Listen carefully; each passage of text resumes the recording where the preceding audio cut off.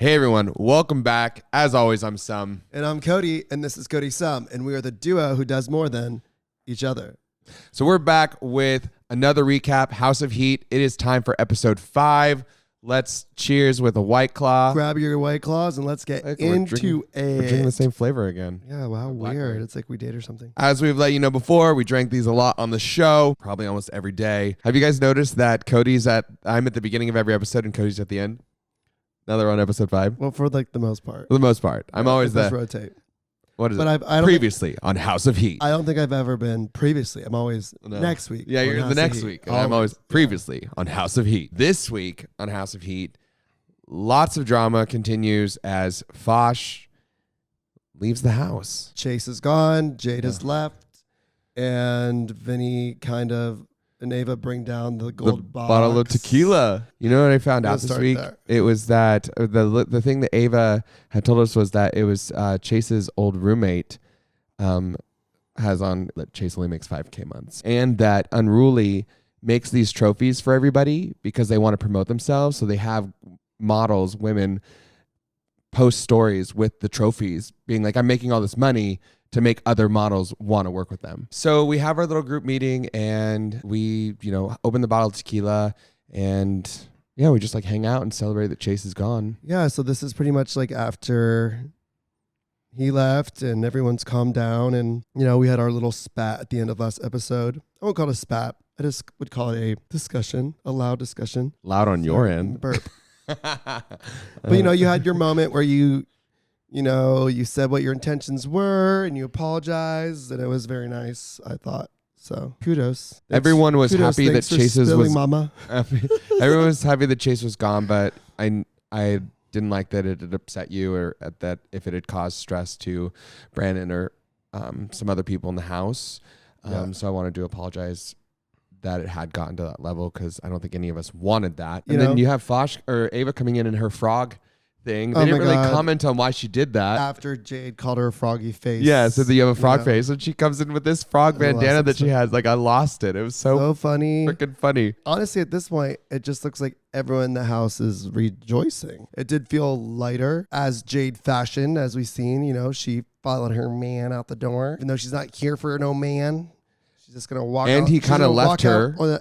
Yeah, he kind of left her. Like she left in another car, so he clearly left her there. Didn't open the door for her. Didn't help her back. No, so she had to go call her own Uber. Yeah, you found yourself a stand-up guy there. I thought she's allergic to doors. Yeah, allergic to doors, allergic to work. Then all of a sudden, all of a sudden, two people that I thought were really close just like lose it. Fosh just all of a sudden is just anti-Brandon. Yeah, I think this might have been the first day in the house that I was there without you. You had a studio shoot. The men.com. And like Fosh kind of going off all day about kind of what's happening. It just was a very strange thing, because Ava, in the episode, Ava's like, well, I feel like you and Brandon are going to fight next. And she's like, well, I kind of did with him in the bathroom.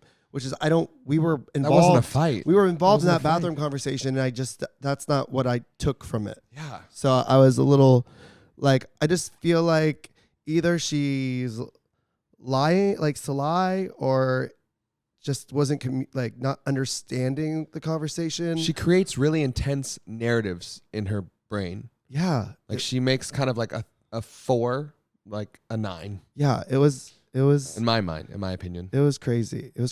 Before all this, they showed us like going for Botox, right? Yeah, we went for Botox. That was good. That was a place we go to regularly. So yeah, we got to go there. Youthful MD, they're in LA. They have several locations. We've been going since I think I moved here. So almost like 3 or 4 years. Yeah. We posted some footage on our Instagram. Yeah. Definitely check them out. We still go there. We have a very good relationship with them, especially now.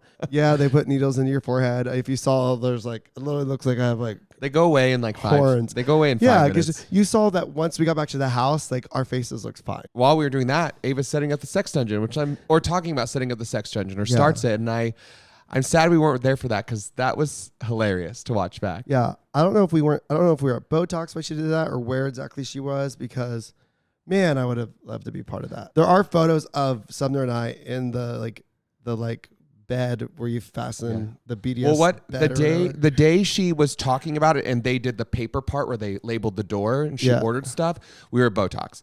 When it came and she set it all up with Vinny, we were doing our collab with Reese Rideout. Okay.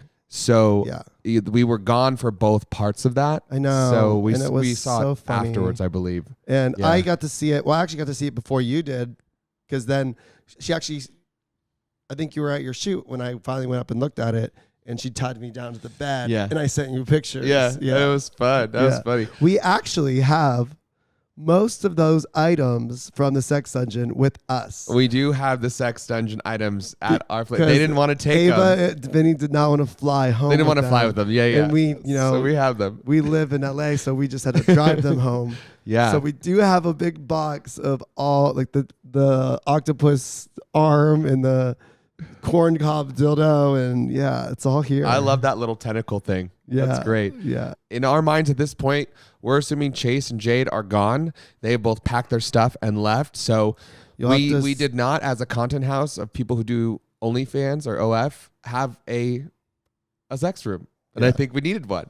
It was a good ad, and I wish, obviously everyone sees Jade come back at the end. So you have to see what happens to that room. The whole Fosh stuff, it was all happening while you were gone. When you see her write on the whiteboard that Brandon is the fakest in the house, they don't show it because it's zoomed up on her writing it. But me and Ava are standing right there. Were you? Like, we physically watched her write that on the board.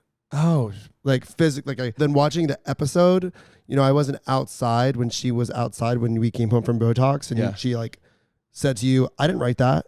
Like, I was like, is she have multiple personalities, or is she a liar? Because she did write it. I mean, you saw her write it. No, but and then it almost felt like she was past the point of lying to me. It's almost like she truly forgot that she did it. Yeah. So it almost to me feels like she is having a manic episode and just forgetting what she's doing. And Brandon at this point is just trying to be a peacemaker and just trying to just figure it out. Like, I think in his mind, like, Fosh is one of the closest people to him in the house. And honestly, so for her to shut him down and dismiss him when he's like, well, let's talk about this. She's like, I don't have anything to talk about. Yeah.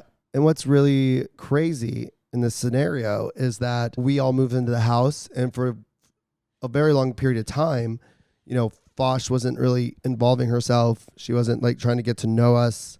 But, Brandon, when all of us would be like, oh, she must not like us, and we'd say that sort of stuff, Brandon was always the one that's like, no, that's not it. Like, he was the one sticking up for her. But watching it back, some of the scenes that I wasn't in the room for, he does shade her a lot her face. He did.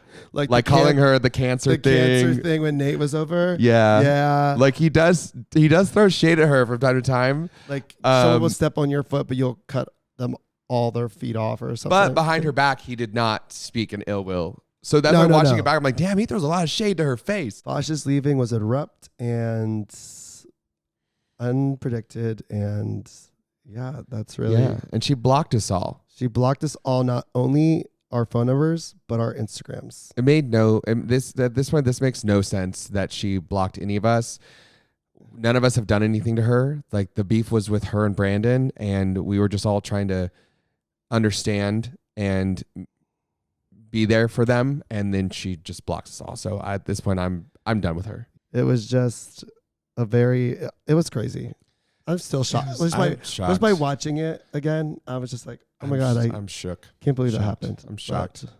Like, our house is dwindling down. It's not the last crazy thing you're going to see, that's for sure. So obviously there's a scene where Steph brings her daughter, which, Elsie is literally the sweetest, cutest little thing I've ever seen. We have a lot of nephews and nieces, so we have 17 between the two of us.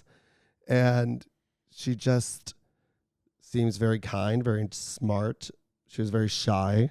Mm-hmm. They do show, I thought they were going to show a moment, because we did have a conversation about like if we were ever going to have a child. And I thought that was going to be part of it. Because it was like, I remember them saying like, oh my God, Koaty, you couldn't stop smiling, staring at Elsie.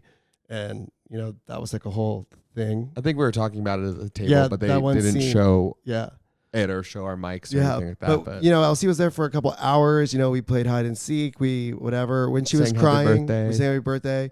When she was crying, it was actually when Koaty made her cry. We were I was like chasing her, and she like fell over, and she wasn't crying, but she was on her back and she was laughing. But then I dragged her a little bit across the floor, and then she started crying. So I think there was indents in the floor, and I think she like yeah, bumped her head or something. So then but that's it was why all in good fun. That's why she gave me a hug at the end there. Yeah, so it was just nice to relax, and it was a tender moment. So at this point, we lost Chase, Jade left, we lost Fosh, but then at the end of the episode, we're all getting ready for dinner.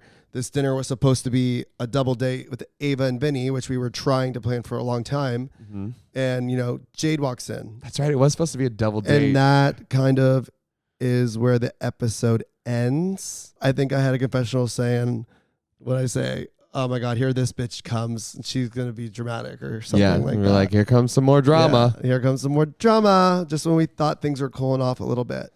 All right, well, we will be back next week for House of Heat. Episode 6.